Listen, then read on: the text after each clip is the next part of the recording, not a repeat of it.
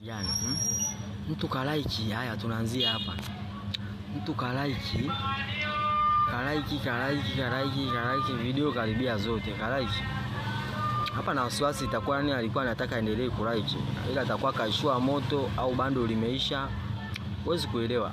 Na mimi lazima nimrudishe fadhila. Mimi lazima nikamlike haya. Tuna like kama hivi.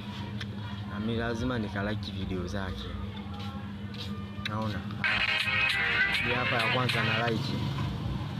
Ya pili, ukinionyesha uzuri na mimi lazima nirudishe nyuma yako.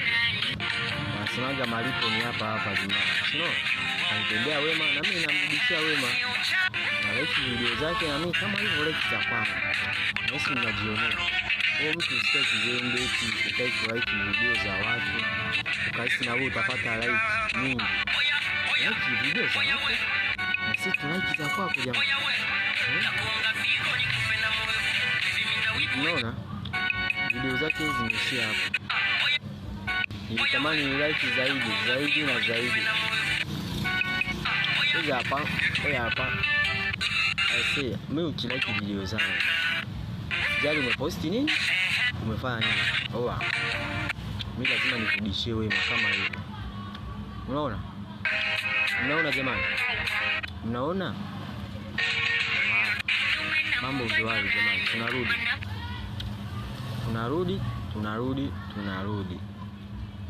Na wewe usikae kizembe. Tumia muda huu ku like video zangu na mimi nita like za kwako. Unifollow nitakufollow back.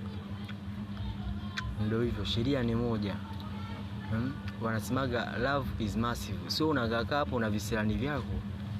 Uelewi, Utaki kuwa na upendo na watu. Unafikiri na wewe tutakuonyesha upendo kwenye video zako?